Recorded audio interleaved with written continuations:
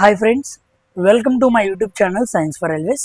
ఈరోజు మనం RRB NTPC under గ్రాడ్యుయేట్కి సంబంధించి జూన్లో జరిగే ఎగ్జామ్లో అడిగే క్వశ్చన్స్ ఎలా ఉంటాయి అని చెప్పి మే 7, 8, 9 తారీఖుల్లో జరిగిన క్వశ్చన్స్ని మనం డిస్కస్ చేసుకుంటూ వెళ్తున్నాం. సో నా దగ్గరికి చాలామంది పంపించిన క్వశ్చన్స్ని అనాలిసిస్ చేస్తున్నాను. ఇలాగే ఏ క్వశ్చన్స్ అయితే వచ్చినాయో ఈ 3 రోజుల్లో 3 9 షిఫ్ట్లు కాబట్టి ఆ మొత్తం క్వశ్చన్స్ని మ్యాక్సిమం గ్యాదర్ చేసి మీకు ఇలా వివరంగా మాట్లాడటానికి ట్రై చేస్తాను. సో లాస్ట్ టైం మాట్లాడింది పార్ట్ 1, ఇది పార్ట్ 2 అనే పేరుతో వస్తుంది. సో అందరూ కూడా లాస్ట్ టైం 10 క్వశ్చన్స్ బాగా అర్థవంతంగా చెప్పాను అని నేను అనుకుంటున్నాను. చాలామందికి నచ్చింది. అదేవిధంగా మనం మాట్లాడుకున్నాం, ఓకేనా? సో జీకే నేను టైం తీసుకొని స్టార్ట్ చేద్దాం అనుకున్నాను, కానీ ఎన్టీపీసీ ఎగ్జామ్కి ఇది చాలా అవసరం కాబట్టి ఇక్కడే మాట్లాడుకేసుకుంటూ వెళ్తున్నాను. ఇక్కడ history, polity, geography, economy, current affairs, మిగతా స్టాటిక్ జీకే టాపిక్స్ అన్నీ కూడా సమర్థవంతంగా, లోతుగా, అర్థవంతంగా ఎలా చదువుకోవాలనే వివరణాత్మక ఎక్స్ప్లెనేషన్తో మనం ముందుకు వెళ్తాం. కాబట్టి అందరూ కూడా వీడియోని లైక్ చేసి అందరికీ ఫార్వర్డ్ చేయడం మర్చిపోవద్దు. ఎన్టీపీసీ లాంటి ఉద్యోగాలకి స్టాటిక్ జీకే చాలా ఇంపార్టెంట్. అదే ఓవరాల్గా మాట్లాడుకుంటే జనరల్ అవేర్నెస్ చాలా ఇంపార్టెంట్. దాన్ని చాలా జాగ్రత్తగా అర్థం చేసుకుంటూ వెళ్దాం. దానికి ఓపిక కావాలి, ఓకేనా? సో సహనంతో ప్రతి క్వశ్చన్ నేర్చుకుంటూ వెళ్దాం. చూడండి, 11th question. What is the region of high pressure, high density in a sound wave called అన్నాడు. సౌండ్ వేవ్లో హై ప్రెషరు, హై డెన్సిటీ ఆ రీజియన్, ఆ ప్లేస్ని ఏమని పిలవాలి అన్నాడు. కంప్రెషన్ అని పిలవాలి. ఎస్, కరెక్ట్ ఆన్సరే. ఉదాహరణకి ఇదిగోండి, ఇది ఒక సౌండ్ వేవ్ ఎగ్జాంపుల్గా తీసుకోండి. సౌండ్ వేవ్ ఎగ్జాంపుల్గా తీసుకుంటే సౌండ్ వేవ్ అనేది మనకి పార్టికల్స్ రూపంలో చూపిస్తే ఇదిగోండి, ఇక్కడ పార్టికల్స్ అన్నీ కూడా చాలా దగ్గరగా ఉన్నాయి, కంప్రెషను. ఇక్కడ పార్టికల్స్ దూరంగా ఉన్నాయి, రేర్ ఫ్రాక్షను. ఇక్కడ మళ్ళీ రేర్ ఫ్రాక్షను, అంటే కంప్రెషను, రేర్ ఫ్రాక్షను. ఇదిగోండి, వేవ్ ప్రకారంగా చూపించాలనుకోండి, ఇదేమో కంప్రెషను, ఇదేమో రేర్ ఫ్రాక్షను, ఇదేమో కంప్రెషను, ఇదేమో రేర్ ఫ్రాక్షన్ అనమాట. సో 2 కంప్రెషర్ మధ్య డిస్టెన్స్ కానీ 2 వెరస రేర్ ఫ్రాక్షన్ల మధ్య డిస్టెన్స్ కానీ మనం ఏమని చదవాలి? వేవ్ లెంత్ అని చదవాలి. Wave length is the distance between 2 successive compressions లేదా 2 సక్సెసివ్ రేర్ ఫ్రాక్షన్స్ అనమాట. కాబట్టి కంప్రెషన్ అంటే అర్థం ఏంటంటే హై ప్రెషరు, హై డెన్సిటీ. అంటే అక్కడ మాలిక్యూల్స్ దగ్గర ఎక్కువ ప్రెషర్ ఉండిద్ది, అవి ఎక్కువ సాంద్రతను కలిగి ఉంటాయి అని అర్థం అనమాట ఇక్కడ. అదే రేర్ ఫ్రాక్షన్ అనుకోండి, లో ప్రెషరు, లో డెన్సిటీ. ఇక్కడ ప్రెషరు, పీడనం, అదేవిధంగా సాంద్రత 2 తక్కువ ఉంటాయి అన్నమాట, ఓకేనా?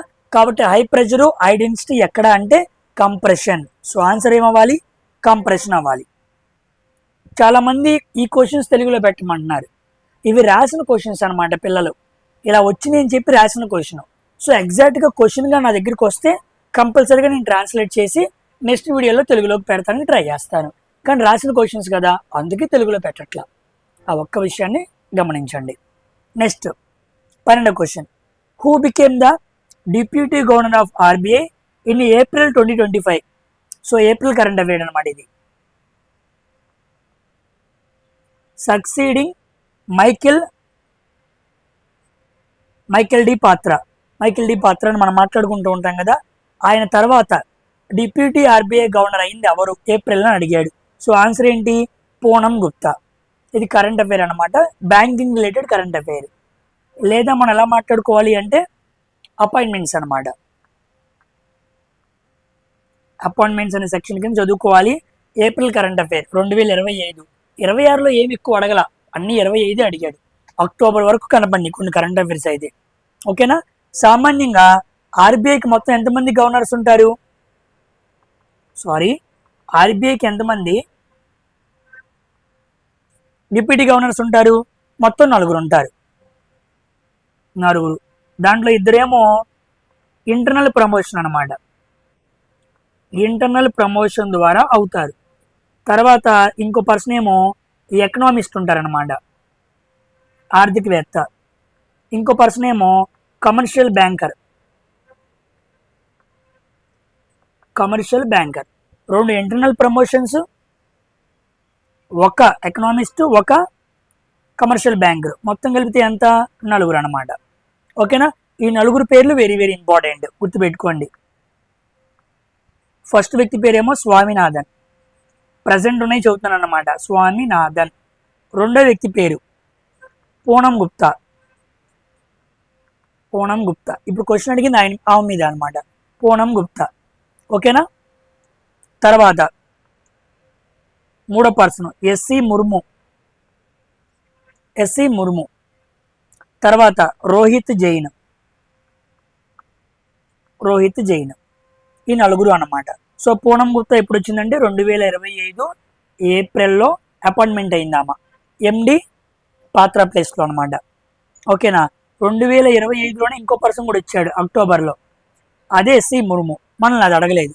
రీసెంట్గా మేలో 2026 అంటే రీసెంట్గా వచ్చారనమాట రోహిత్ జైన్. నలుగురు అనమాట. ఓకేనా.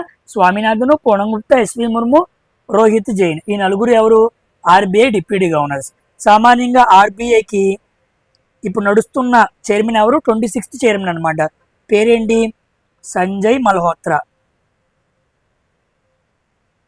ఆర్బీఐ చైర్మన్ ఎవరంటే సంజయ్ మల్హోత్రా. అంతకుముందు 25th ఎవరు?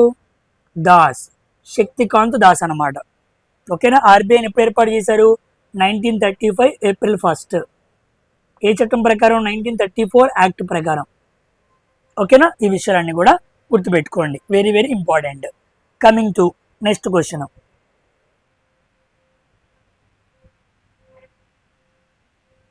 Coming to 13th question. VS Achuthanandan who passed away in July 2025. ఇదిగోండి జూలై కరెంట్ అఫైర్. నోట్ చేస్తున్నాను, మీరు చూస్తానికి. ఓకేనా. Okay. VS Achuthanandan who passed away in July 2025 belong to which political party అన్నాడు. ఆయన ఏ పార్టీ అన్నాడు? సో సిపిఐఎం అన్నమాట, communist party of India, Marxist అనమాట. ఓకేనా. ఈయన ఒక ప్రామినెంట్ లీడర్. ఇంకా చెప్పాలంటే కేరళ, ఈయన రాష్ట్రం కేరళ, కేరళ ఫార్మర్ సీఎం అనమాట. ఓకేనా. కేరళ ఫార్మర్ సీఎం గుర్తుపెట్టుకోండి, సిపిఐఎం. ఈయన జూలైలో చనిపోయాడు. ఆ కరెంట్ అఫైర్ మనల్ని అడిగాడు అనమాట. విఎస్ అచ్యుతానందన్ అంటారు కంప్లీట్ పేరు. సిపిఎం ఎప్పుడు స్టార్ట్ అయిందంటే 1964లో స్టార్ట్ అయింది అనమాట. ఓకేనా. చాలా కాలం ఒక కమ్యూనిస్ట్ పార్టీ నుంచి ఎక్కువ కాలం సీఎంగా ఉన్న వ్యక్తి అనమాట ఈయన గురించి చాలా స్పెషాలిటీ ఉంది, అందుకే క్వశ్చన్ అడిగాడు. సామాన్యంగా కమ్యూనిస్ట్ పార్టీ నుంచి వచ్చిన సీఎంలు ఎక్కువ కాలం ఉండరు, వాళ్ళకి అసలు ఈ మధ్య గెలవడం కూడా కష్టమే. రీసెంట్గా పినరాజి విజయన్ కూడా సిపిఐఏ, కానీ ఆయన ఈసారి రాలేదు. ఓకేనా. అక్కడ యూడిఎఫ్ వచ్చిందనమాట. ఓకేనా. సో అది విషయం గుర్తుపెట్టుకోండి. కేరళ ఫార్మర్ సీఎం, సిపిఐ పార్టీలో ఎంలో ఉంటూ ఎక్కువ కాలం ఉన్నాడనమాట. Next question 14వది.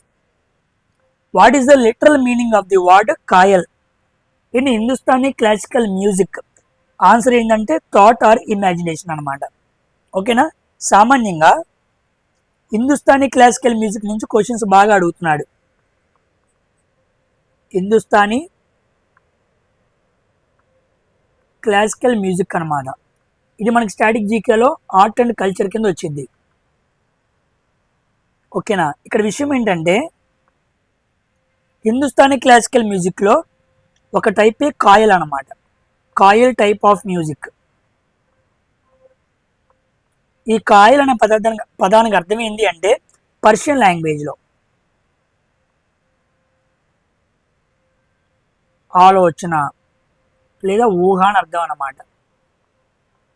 ఆలోచన లేదా ఊహ అని అర్థం, థాట్ ఆర్ ఇమాజినేషన్ అనమాట. ఓకేనా. పర్షియన్ లాంగ్వేజ్లో అర్థం. సో ఇది ఒక రకమైన మ్యూజిక్ అనమాట.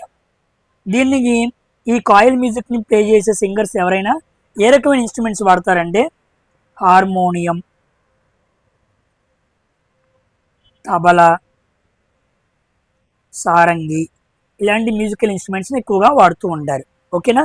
ఇదివరకైతే మ్యూజికల్ ఇన్స్ట్రుమెంట్స్ ప్లే చేసే సింగర్స్ ఉంటారు కదా, వాళ్ళ నేమ్స్ అడుగుతూ ఉండేవాడు. సీజన్లు అయితే బాగా అడిగాడు లాస్ట్ ఇయర్లో. ఇప్పుడు అలా అడగట్ల, కాస్త మ్యూజిక్ లోపలికి వెళ్ళి ఈ మ్యూజిక్ స్కూల్స్ గురించి, వీటిని స్థాపించిన వ్యక్తుల గురించి, ఇవి ఏ ఏ స్టేట్స్లో ఉన్నాయి, అక్కడ మెయిన్ హోమ్ స్కూల్ ఏంటి, అలా అడుగుతున్నాడు అనమాట. ఓకేనా. కాబట్టి వాటి మీద మీరు కాస్త ఫోకస్ చేయండి. హిందుస్థానీ క్లాసికల్ మ్యూజిక్ అనమాట.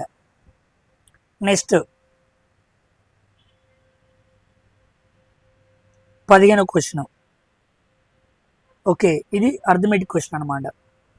అథమెటిక్ క్వశ్చన్ మీరు చేస్తారుగా, మీకు వదిలేస్తున్నాను. Next question 16ది.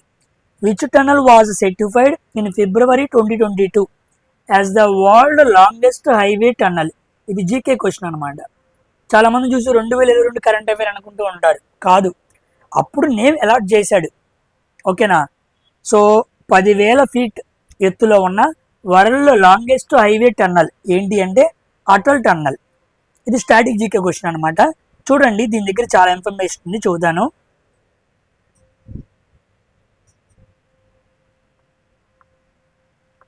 సామాన్యంగా మనకి world highway longest tunnel, highway ప్రకారంగా మాట్లాడుకుంటే లాంగెస్ట్ టన్నల్ ఎబో 10,000 ఫీట్ ఉన్నదాని పేరేంటి? అటల్ టన్నల్. అటల్ బిహారీ వాజ్పేయి పేరు మీదుగా దానికి పెట్టారు. దీనికి ఇంకో పేరు కూడా ఉంది, రోహతంగ్ టన్నల్. రోహతంగ్ పాస్ మనకి ఎక్కడ వచ్చింది? హిమాచల్ ప్రదేశ్లో వచ్చింది. ఓకేనా. రోహతంగ్ పాస్ కనుమలను మనం మాట్లాడుకుంటాం కదా, అదనమాట. ఇది హైవేని కవర్ చేస్తుంది. హైవే అని పేరులో ఉంది కదా, మరి ఏ హైవేని కవర్ చేస్తుంది? లే మనాలి. మనాలి లే అనే హైవేని కవర్ చేస్తుంది అనమాట. యాక్చువల్గా ఇది ఏం కలిపిద్ది అంటే మనాలి అనే ప్రాంతాన్ని Lahaul Spiti valley, very very important ఇది. ఈ వ్యాలీని ఈ మనాలి అనే ప్రాంతాన్ని కలుపుతుంది. ఇది ఏ హైవే అంటే లేహ్ మనాలి హైవే అనమాట. గుర్తుపెట్టుకోండి, దీని లెంత్ 9.02 కిలోమీటర్ లాంగ్ ఉండిద్ది. సో ప్రపంచంలోనే హైయెస్ట్ లాంగెస్ట్ హైవే టన్నల్. ఓకేనా. అయితే ఇంకో క్వశ్చన్ ఉంది, ఈ క్వశ్చన్ సీజీఎల్ అడిగాడు. వరల్డ్ లాంగెస్ట్ రోడ్డు టన్నల్, ఇదేమో హైవే టన్నల్, ఇప్పుడు చెప్పిందేమో రోడ్డు టన్నల్ అనమాట. ఓకేనా. రోడ్డు టన్నల్ దాని పేరేంటి అంటే దాని పేరు శ్యామ్ ప్రకాష్ ముఖర్జీ. శ్యామ్ ప్రకాష్ ముఖర్జీ టన్నల్ అనమాట. Very very important. Shyam Prasad Mukherjee అంటారు. ఇది ఎంత ఉండిద్ది అంటే 9.28 కిలోమీటర్ ఉండిద్ది. సో హైవే టన్నల్ అంటేనేమో మనం ఇది చెప్పాలి, రోడ్ టన్నల్ అంటేనేమో మనం ఇది చెప్పాలి. చాలా మంది కన్ఫ్యూజ్ అయ్యి శ్యామ్ ప్రసాద్ ముఖర్జీ సరిగ్గా రాస్తాను తెలుగులో.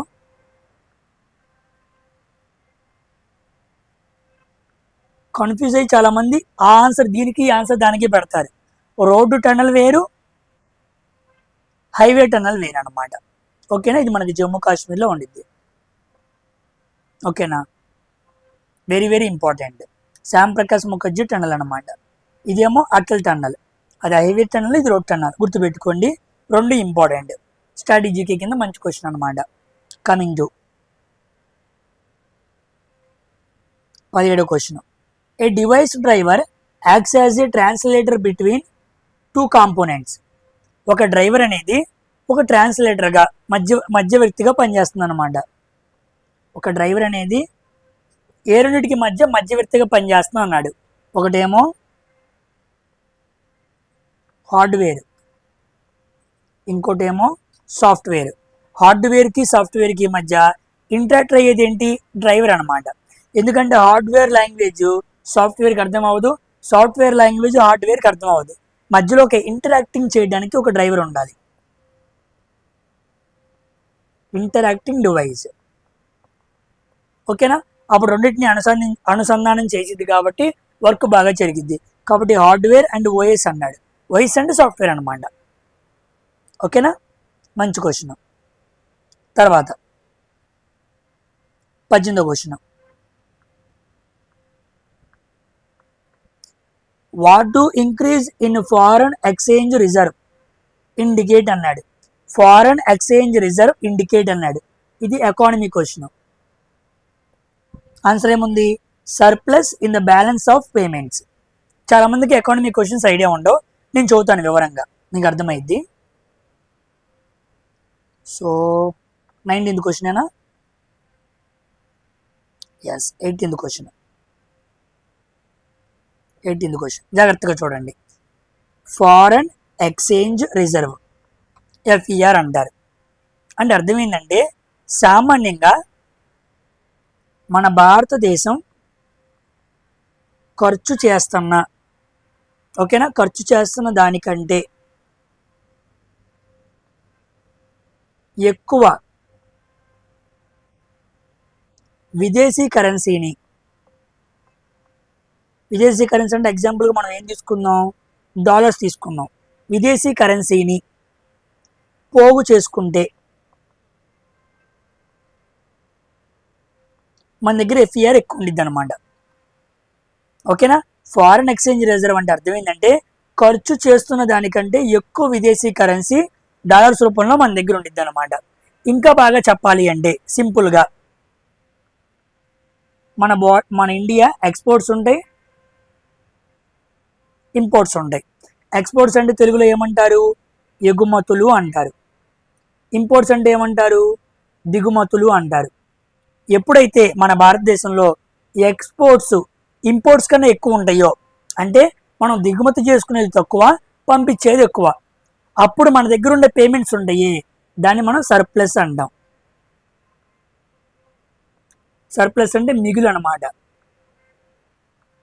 ఓకేనా. మనం తక్కువ తెచ్చుకున్నాం, ఎక్కువ పంపించాం. పెట్టుబడులు కానీ ఎగుమతులు కానీ ఏమైనా సరే మన ఇండియాకి డబ్బు ఎక్కువ రావాలి, మన ఇండియాకి డబ్బు ఎక్కువ రావాలి, దాన్ని సర్ప్లస్ అంటారు.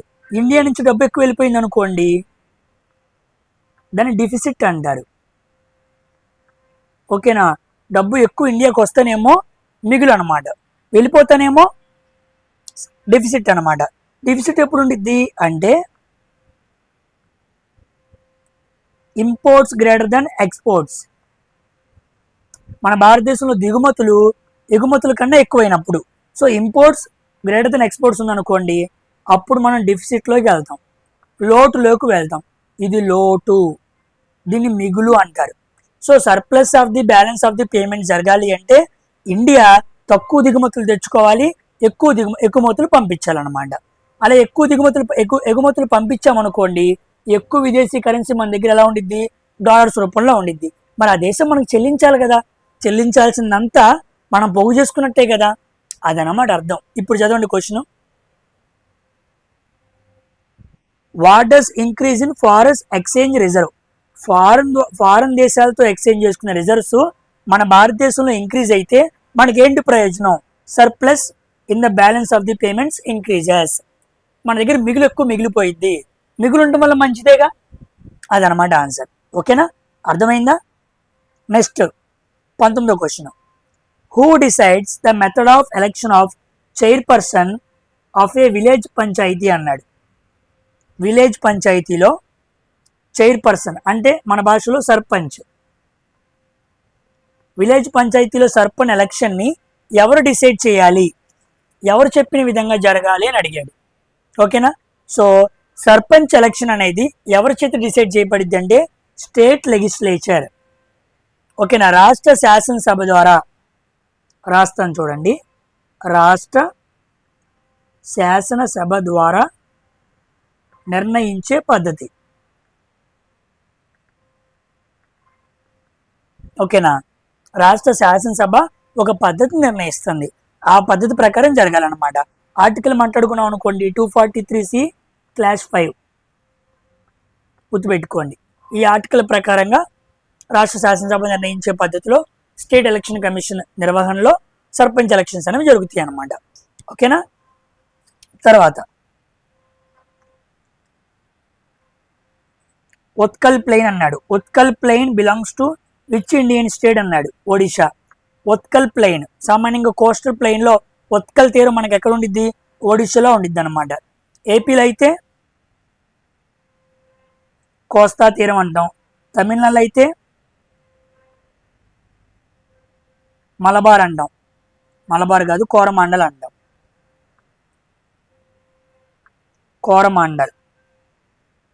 కోరమాండల్ ఎక్స్ప్రెస్ కూడా ఉండిద్ది అనమాట. కర్ణాటక అయితే కెనరా తీరం అంటాం, కేరళ అయితే మలబార్ అంటాం, అదే మహారాష్ట్ర అయితే కొంకన్ తీరం అంటాం. ఇలా ఆ రకాల కోస్టల్ ప్లెయిన్స్కి కొన్ని పేర్లు ఉంటాయి అనమాట. అలాగా ఉత్కల్ ప్లెయిన్ అనేది ఒడిషా అనమాట. ఈ ఉత్కల్ ప్లెయిన్ దగ్గరలో మనకి ఏముండిద్ది, సన్ టెంపుల్ కోనార్క్ ఉండిద్ది, very very important. Konark sun temple, chariot ఉండిద్ది కదా, అది ఉండిద్ది అనమాట. నెక్స్ట్ హోలీ జగన్నాథ్ టెంపుల్ ఉండిద్ది, జగన్నాథ్ రథయాత్ర వెరీ వెరీ ఇంపార్టెంట్ అక్కడ, పూరి రథయాత్ర అనమాట. Next Chilka lake, very famous అనమాట చిల్కా లేక్.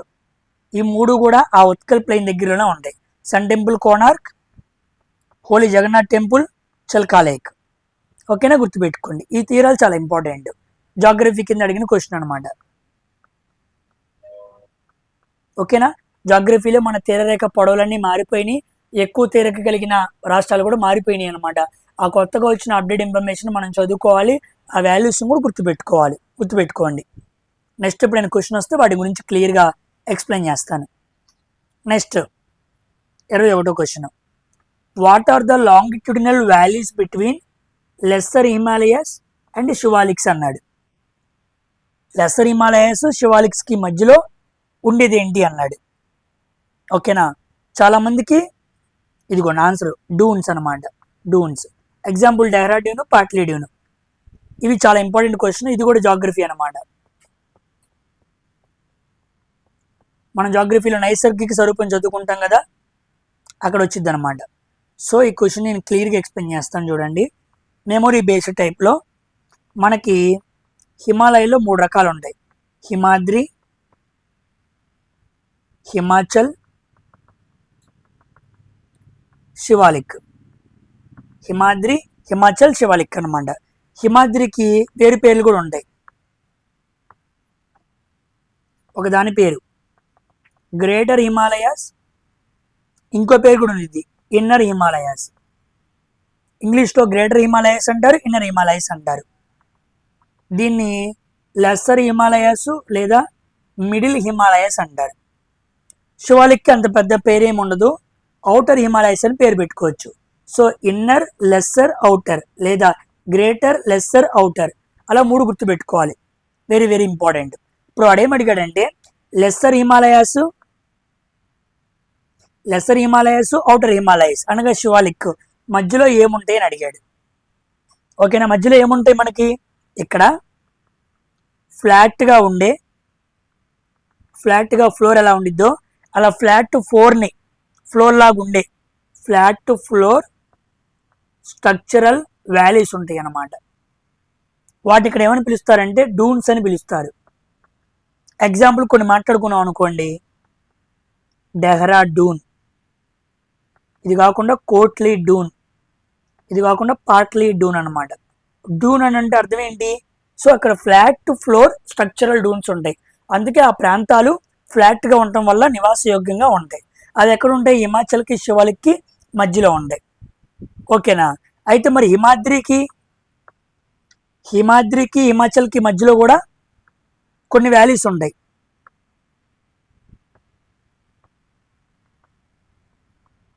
ఇక్కడ మనకి ఏలో ఉండిద్ది, కాశ్మీరీ లోయ, కులు లోయ, ఇలాంటివి ఉంటాయి అన్నమాట. సో ఇక్కడ ఉండే వ్యాలీస్ వేరు, ఇక్కడ ఉండే వ్యాలీస్ వేరు. ఇక్కడ ఉండే వ్యాలీస్ ఎక్కువ నివాస యోగ్యంగా ఉంటాయి, బికాజ్ అవి ఫ్లాట్గా ఉన్నాయి కాబట్టి. ఇక్కడ అలా ఉండవు అనమాట, చాలా ఇబ్బందిగా ఉంటాయి. ఇదనమాట మనం ఈ స్ట్రక్చర్ గుర్తుపెట్టుకోవాలి. ఏ పర్వతాలు పేర్లు గుర్తుపెట్టుకోవాలి, ఆ పర్వతాల్లో మధ్యలో ఉండే ఏంటో కూడా గుర్తుపెట్టుకోవాలి. ఓకేనా, so this is the 21 question. Coming to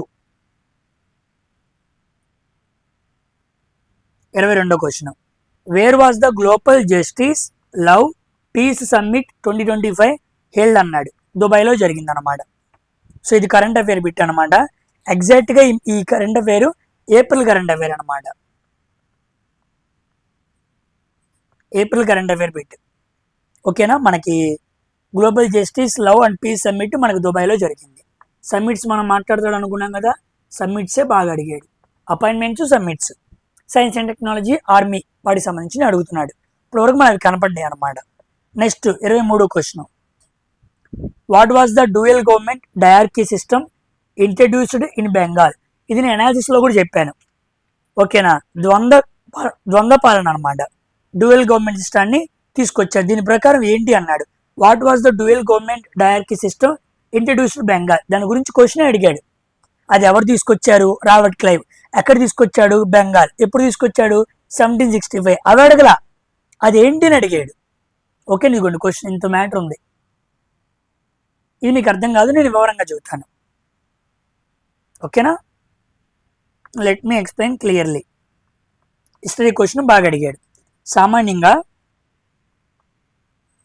ఈ డ్యూయల్ గవర్నమెంట్ని రాబర్ట్ క్లైవ్ తీసుకొచ్చాడు.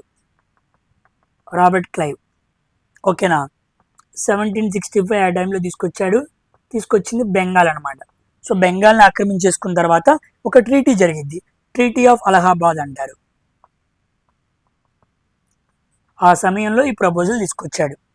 ఓకేనా? ఈ ట్రీటీ ఎప్పుడు జరిగింది?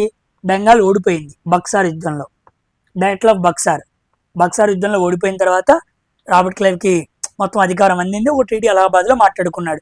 ఆయన ఏం చెప్పాడంటే, అయ్యా పరిపాలన 2 భాగాలు చేస్తానన్నాడు.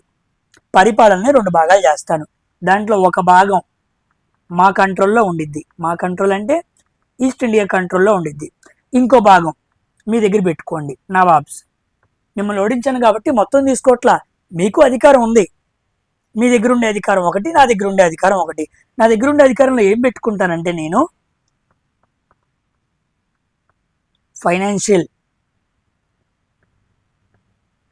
రెవెన్యూ, ట్యాక్స్, సివిల్, ఇలా అన్ని వీటికి సంబంధించినవి, ఫైనాన్షియల్, రెవెన్యూ, ట్యాక్స్, ఇలా ఆర్థిక సంబంధమైన పరిపాలన మొత్తం నేను తీసుకుంటా.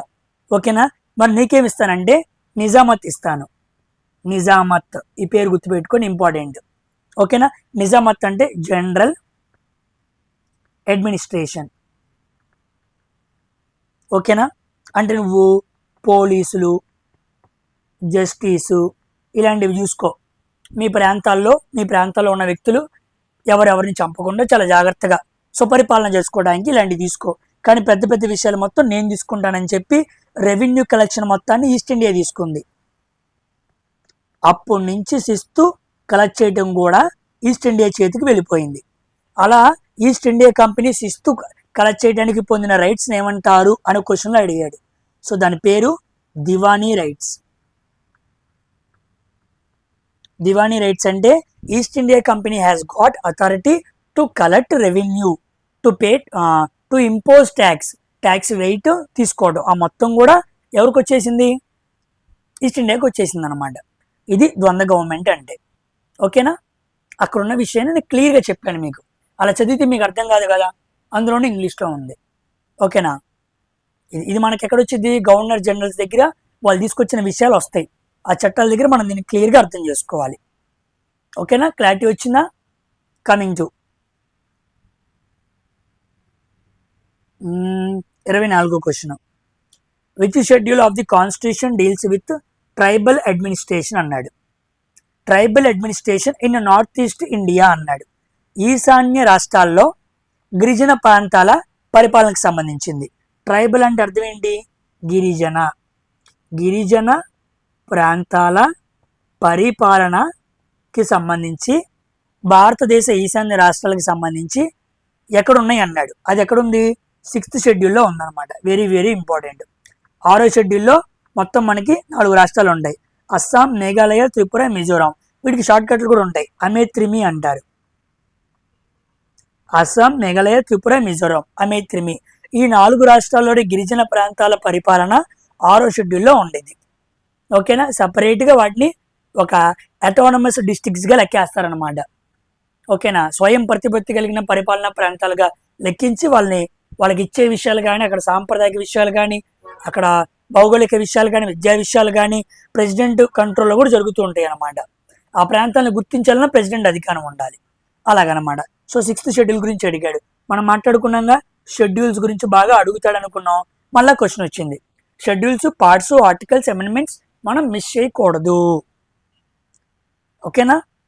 తర్వాత 25వ క్వశ్చన్. 25వ క్వశ్చన్లో మనకి మోడర్న్ హిస్టరీ గురించి అడిగాడు. మోడర్న్ హిస్టరీలో మనకి ప్రామినెంట్ లీడర్స్ ఉంటారు, వాళ్ళ గురించి అడిగాడు అనమాట. 25వ క్వశ్చన్ ఏంటి? Who are the founding members of servants of Indian society అన్నాడు. సర్వెంట్స్ ఆఫ్ ఇండియన్ సొసైటీ అంటే మనం ఎవరైనా చదువుతాం, కానీ ఇప్పుడు తెలుగుగా వాడు ఏం అడిగాడు, కో ఫౌండర్స్ అడిగాడు. ఓకేనా. సామాన్యంగా సర్వెంట్స్ ఆఫ్ ఇండియన్ సొసైటీ దీన్ని స్థాపించింది ఎప్పుడు, 1905లో మహారాష్ట్రలో స్థాపించారు. ఎవరు, గోఖలే అనమాట. మహారాష్ట్రలో కూడా ఏ ప్రాంతం అంటే పూణే. స్థాపించిన వ్యక్తి ఎవరు, గోఖలే, గోపాలకృష్ణ గోఖలే. వెరీ ఇంపార్టెంట్ అనమాట. ఓకేనా. ఈయనకు తోడుగా కో ఫౌండర్స్గా ఉన్న వ్యక్తులు ఎవరంటే, ఒక వ్యక్తి పేరు very very important, Natesh Appaji Dravid.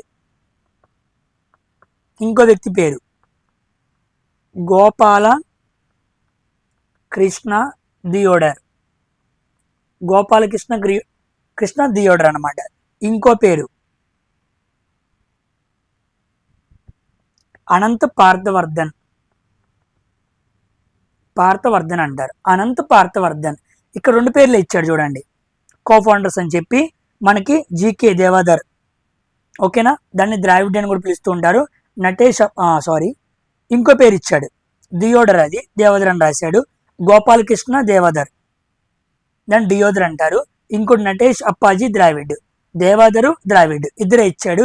ఇంకో వ్యక్తి కూడా ఉన్నాడు, అనంత్ పార్థవన్ అనమాట. Anant Parthavan very very important. So co founders మీద కూడా ఫోకస్ చేస్తున్నాడు, మనం జాగ్రత్తగా చూడాలి. ఓకేనా. ఇదనమాట. సో లాస్ట్ టైం 10 మాట్లాడాను, ఇప్పుడు ఒక 15 క్వశ్చన్లు మాట్లాడాను. మొత్తం 25 క్వశ్చన్స్ కవర్ చేశాను. అప్పుడు మాట్లాడింది 10 కదా, ఇప్పుడు 15 మాట్లాడాను. మొత్తం 25 క్వశ్చన్స్. ఇలా మెల్లిగా నా దగ్గరికి వస్తున్న క్వశ్చన్స్ అన్ని కూడా క్లియర్గా ఎక్స్ప్లెయిన్ చేస్తూ ఉంటాను. మీకు ఏం అర్థమైద్ది, ఏ కాన్సెప్ట్స్ అడిగాడు, ఎంత లోతున వెళ్ళాలి అన్న విషయం అయితే అర్థమైద్ది. సోర్స్ మీకు ఉంది, హిస్టరీ బుక్లు ఉన్నాయి, ఇది ఎంత ఆ బుక్లో ఉన్నదే, కొత్తగా ఏమీ ఉండదు. స్ట్రాటజీకి కూడా యూట్యూబ్లో ఎన్నో వీడియోస్ ఉన్నాయి. ఓకేనా. ఆ కాన్సెప్ట్స్ ఎలా చదువుకోవాలి అర్థవంతంగా చెబుతున్నాను అంతే. ఇక్కడ జాగ్రత్తగా ప్లాన్ చేసుకోండి. నెక్స్ట్ వీడియోలో ఏం చేస్తానంటే మరికొన్ని క్వశ్చన్స్ గ్యాదర్ చేసుకొచ్చి వాటిని కూడా చాలా లోతుగా ఎక్స్ప్లెయిన్ చేస్తాను. సబ్జెక్ట్ మాత్రం లోతుగానే ఎక్స్ప్లెయిన్ చేస్తాను. ఓకే. ఎందుకంటే ఇంత లోతుని వెళ్ళి చదవకపోతే మాత్రం అర్థం కాదు. ఇలా వెళ్తున్నప్పుడు మీకు ఇంట్రెస్ట్ పెరిగిద్ది, ఇలా వెళ్ళాలా అన్న విషయం మీకు క్లారిటీ వచ్చింది అనమాట. ఓకేనా. సో ఇక్కడితో వీడియో ఫినిష్ చేస్తున్నాను. గోపాలకృష్ణ గోఖలే అన్నాం కదా, గోఖలే ఎవరికి గురువు, గోఖలే, ఈ పాయింట్ చెప్పడం మర్చిపోయాను, గోఖలే గాంధీకి గురువు అనమాట. సో గాంధీ గురువు ఎవరంటే గోఖలే. గోఖలే గురువు ఎవరు, ఎంజి రనడే, మహాగోవింద రనడే అంటారు. Very famous personality in Maharashtra. ఓకేనా. Mahagovinda Ranade very very important. ఈ మహాగోవింద రనడే ఈ గోఖలేకి మంచి పేరు పెట్టుకున్నాడు, నిక్ నేమ్. మీరు ఆ కామెంట్ సెక్షన్లో రాయండి, what is the nickname that was given by MG Ranade to Gokhale. గోఖలేకి రనడే పెట్టుకున్న మంచి పేరు ఏంటి, ఆ పేరు చాలా చాలా ఇంపార్టెంట్. ఒక జగత్ బాబు సినిమాలో ఆ పేరు మీద, ఆ పేరుతో జగత్ బాబుని పిలుస్తూ ఉంటారనమాట. ఆ సినిమా పేరు అతడే ఒక సైన్యం, అది జగత్ బాబు సినిమా. దాంట్లో పిలుస్తూ ఉంటాడు ప్రకాష్ రాజు జగపతి బాబుని. సేమ్ అదే పేరు ఎంజి రనడే గోఖలేకి పెట్టాడు అనమాట. ఓకేనా. అది కామెంట్ సెక్షన్లో కామెంట్ చేయండి. సో ఇదనమాట ఎన్టీపీసీకి సంబంధించి అండర్ గ్రాడ్యుయేట్ మరికొన్ని క్వశ్చన్స్. నెక్స్ట్ వీడియోలో మరికొన్ని క్వశ్చన్స్ తీసుకొస్తాను. నేను ఇప్పుడు మీకు కొన్ని కాన్సెప్ట్స్ చెప్పాను కదా, ఇది అని చెప్పి. నెక్స్ట్ వీడియో వచ్చేలోపు మీరు జాగ్రఫీలో ఫిజియోగ్రఫీ, హిస్టరీలో గవర్నర్ జనరల్స్, కరెంట్ అఫైర్స్లో ఏప్రిల్ అపాయింట్మెంట్స్ అలా చదువుకుంటూ వచ్చేయండి అమ్మ, కవర్ చేసుకుంటూ వచ్చేయండి. ఓకేనా. కవర్ చేసుకుంటూ వస్తే మీకు కవర్ అయిపోతూ ఉండిద్ది. ఈ క్వశ్చన్ అడిగాడు, చుట్టుపక్కల మొత్తం చదివేసాయి. అలా వస్తే చాలా మంచిగా నువ్వు భలే షైన్ అయిపోతావు, నీకు ఇంట్రెస్ట్ పుట్టిద్ది రాయాలని. సో నెక్స్ట్ వీడియోలో కలుద్దాం. Until then thank you very much for watching science for always. Bye.